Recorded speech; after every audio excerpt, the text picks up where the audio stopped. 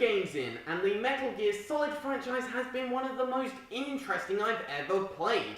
Its debut had me hooked until its frustrating second half, whilst I loved its sequel from beginning to end. So really, I have no idea what I could think of the third entry in the series, but regardless of what my opinion of it may be, I'm excited to find out what it is. So without further ado, let's begin. I give my life, not for honor, but for you. Even though you never actually saw him, the character of Big Boss was one of the most important parts of the first game's plot, being the leader of terrorist group Foxhound, as well as having a very interesting connection to both Solid and Liquid Snake. He wasn't much more than a foil for that story, but Metal Gear Solid 3 is actually a prequel to the rest of the series, putting you in the shoes of Big Boss before he was actually Big Boss, instead being known as Naked Snake. The year is 1964, and Snake is sent on a mission to rescue the scientist Sokolov, who's being held hostage to develop a nuclear weapon for a group of baddies. It all goes according to plan until things take a turn for the worse when said group arrives on the scene, with their newest member revealed to be Snake's old mentor, the Boss.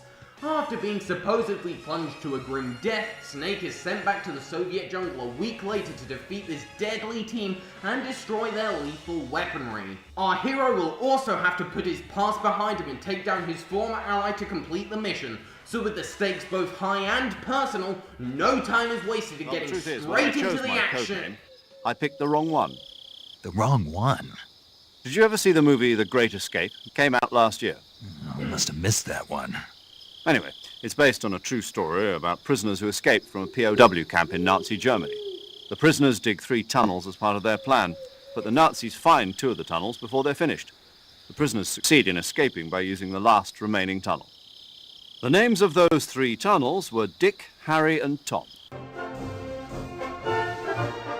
You know, let's just use 0, like we've been doing all along. Oh great, it didn't even amount to anything. Yes, the series' trademark lengthy cutscenes are once again present, and while I've had issues with them dragging in the past, at least they stayed on topic. This game doesn't mind meandering quite a bit, mainly with Snake's support team talking about movies, and while I would admittedly get excited whenever they mentioned something I'd seen, it still doesn't really add anything in the grand scheme of things. And along with parts that either really like to get their point across, or due to my lack of engagement with the story, cutscene fatigue set in a lot more than the first 2 games. And now that I've said that, I might as well cut to the chase. I found this story to be an overall mixed bag. It tries to be a lot more character-driven than what came before, whilst trying to be a traditional MGS adventure on top of that. And when it is just Snake making his way through the jungle to complete his mission, the plot really shines. While it took me a while to adjust to the new cast, they eventually really grew on me, particularly towards the end when the operation becomes exciting and action-packed. Unfortunately, it's only as the game begins to reach its third act that the classic infiltration adventure vibe really kicks in, and most of the plot beforehand is approached differently. As I said, this story tries to be a bit more character-driven than the last 2, having to depict Snake's fall from grace that eventually leads him to become Big Boss, as well as other things going on with the cast on the side. Because of this approach, the player needs to be invested in these characters for a good chunk of the story to work. And instead of an extra effort being made to suck people into the drama, the game expects you to care without giving a good reason as to why. The best and most important example of this not working is the boss. Now, the boss is the entire driving point of emotion in this story. We're told that her and Snake shared a special bond as mentor and apprentice, but now that they're enemies, they have to overcome the challenge of putting their care for each other behind them to complete both of their missions. Okay, that sounds like it would be really compelling, so let me re-emphasize.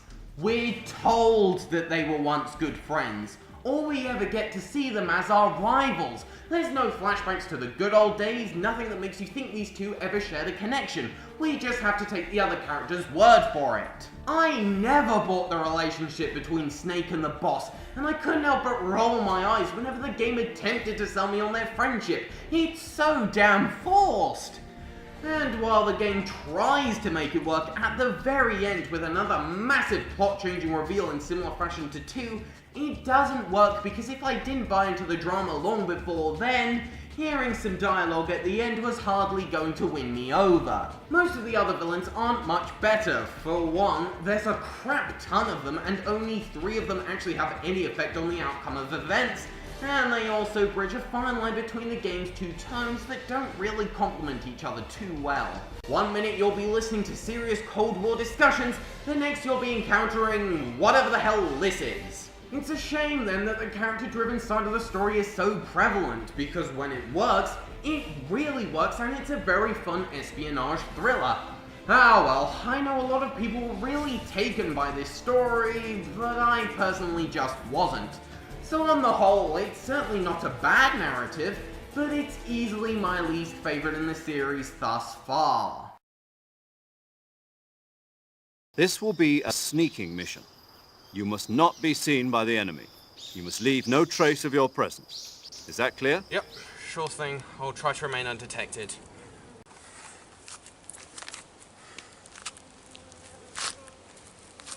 Damn it, why are there no good hiding spots around here?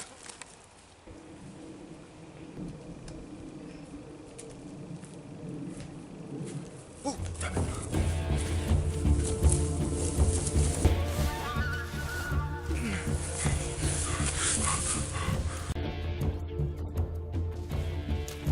Oh, God damn it! Hey, Major. You know what you're saying about remaining undetected? Yeah, that ain't happening. As I continue to make my way through this famous stealth franchise, the harder I find the actual stealth part becomes, with most of the game consisting of gunfights. 2 manage to make this work well, but 3 brings in some new additions that make things a bit more complicated. Snake Eater takes a few cues from the survival genre, and you'll find most of these features when you press the start button. Here you can camouflage Snake to blend into the appropriate environment, which I tried to take advantage of in the beginning, but what I wore for most of the game worked fine, and just like a lot of these new additions, it was too much of a hassle opening up this new menu to change clothes for something that wasn't that important. A more irritating addition is having to sort what to carry with you due to a weight limit. It's not a deal breaker, but it feels like they added it to give the illusion of more depth, but it's just inconvenient. While those options are easy enough to ignore, having to cure Snake really isn't. Whenever you get hurt or poisoned, you have to fix up those wounds by going into this menu and selecting the right items. If you don't, Snake will continue to lose health, and oh my god, it can get unbelievably irritating having to keep going back into this menu to essentially mash some buttons until you're fully cured. And when you're dealing with a group of enemies or a boss, you'll have to do this again and again. Another problem with this is that the first ration I ever came across in this game was about 3/4 of the way through. The only food you can eat, which is another option in that damn menu, only restores stamina, which isn't even something I kept track of until the very end. So you'll often be in dire need of health, and also affected by the survival approach is the gunplay. Ammo is hard to find in the jungle, meaning that I'd often be completely out, which if done well should elevate the stealth, but because remaining undetected is nigh on impossible thanks to the linear nature of the environment, getting through the area is a lot harder than it needs to be, and not in a fun way either. It just becomes frustrating. For a long time, this game was really rubbing me the wrong way.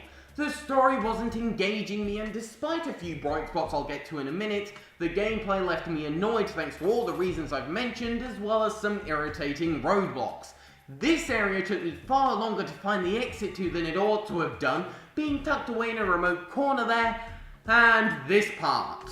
Yes, because being trapped in a pitch-black cave having to light my way with a cigar that barely works, and my limited stun grenades because I've been more focused on trudging my way through the main area without even thinking to go off the beaten path to find night vision goggles is my idea of fun. I mean, how the hell am I supposed to get through this area? Hang on.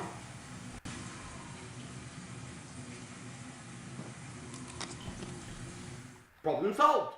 Still, did that have to be really necessary?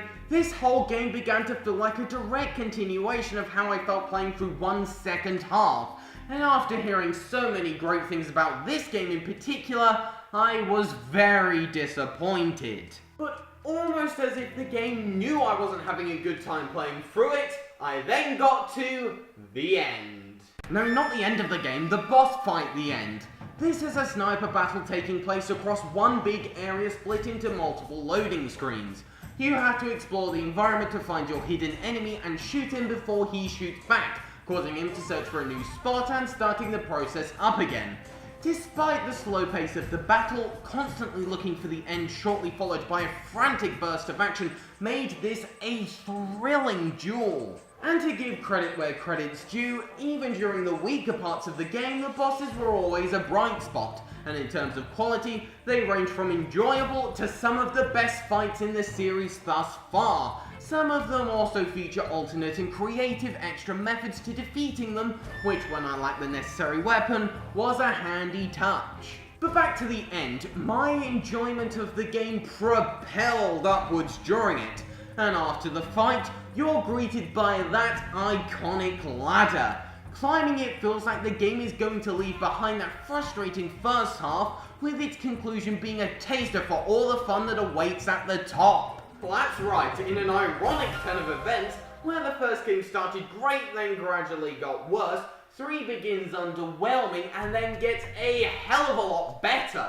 Action gets a bigger focus, meaning that lack of ammo isn't as much of an issue, but stealth also becomes a lot more doable in places too. The game just knows what type of gameplay would be better suited to the level design of the area you're currently in, which makes things less irritating and thus more fun. This is also the point where the story really gets going and adds to the whole vibe of infiltrating a terrorist base, giving the adventure that extra momentum. Some of my issues from the first half are still present, they're not as big a problem though.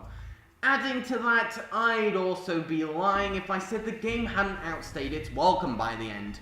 There's an epic sequence towards the end that feels like a good start to the climax, but there's a whole other section before you get to confront the final boss, and with a length of almost 14 hours, I would have cut some content here and there to give the game a slicker pace.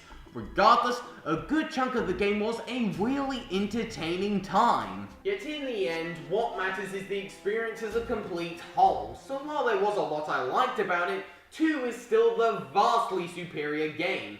But seeing as it technically improves rather than dip in quality, I would rank it above the first game. Metal Gear Solid 3 feels like it's too scared of treading familiar ground, so in combination with the new setting, Kojima tried to give players a more dramatic storyline as well as deeper gameplay.